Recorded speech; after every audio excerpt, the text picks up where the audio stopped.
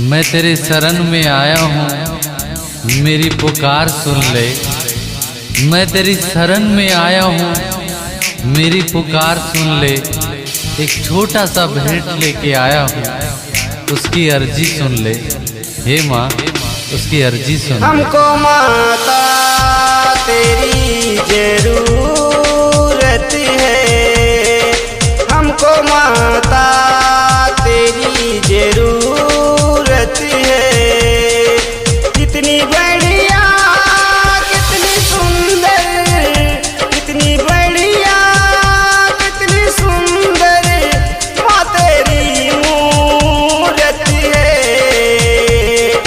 हमको माता तेरी जरूरत है, हमको माता तेरी जरूरत है।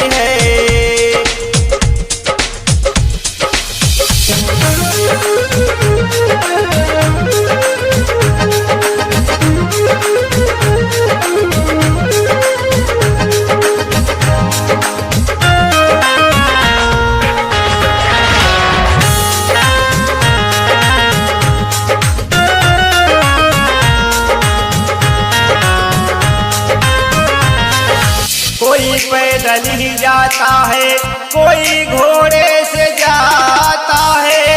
कोई पैदल ही जाता है, कोई घोड़े से जाता है। कोई डोलिए चढ़ के जब माँ के दरबार जाता है।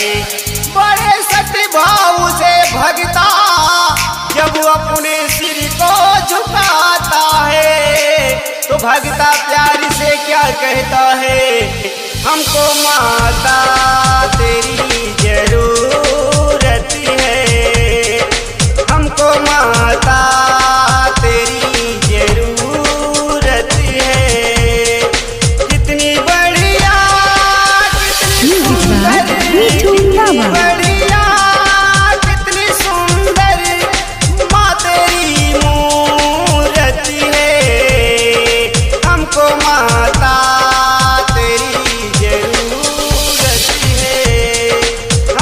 माता तेरी जरूरत है, हमको माता तेरी जरूरत है।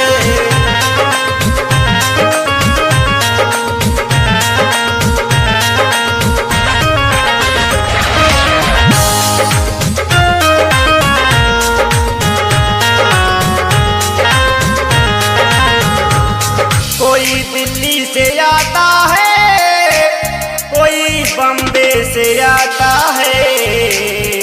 कोई दिल्ली से आता है, कोई बम्बे से आता है। कोई गोवा से आता है, चुनरी माँ का साथ लाता है। बड़े सतभाव से भजता जब माँ के चरणों में अपने सिर को झुकाता है कि हमको माता तेरी जरूरत है, हमको माता तेरी जरूरत है। कितनी बढ़िया कितनी सुंदर, कितनी बढ़िया कितनी सुंदर माँ तेरी मूरत है। हमको माता तेरी जरूरत है, हमको माता तेरी जरूरत है। Presented by Sanaya Films.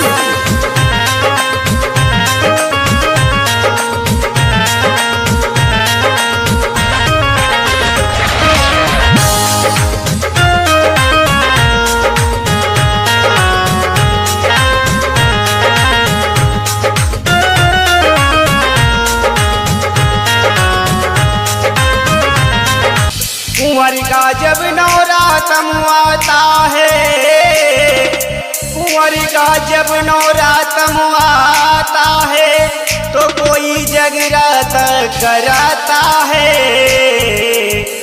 Narendra दीवाना माता का भजन जब ये गाता है,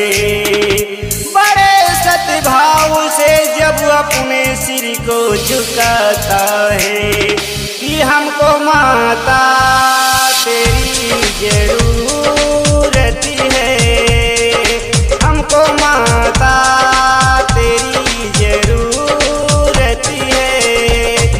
कितनी बढ़िया Music by Ritu Lava. कितनी बढ़िया कितनी सुंदरी माँ तेरी मूरत है, हमको माता तेरी जरूरत है, हमको माता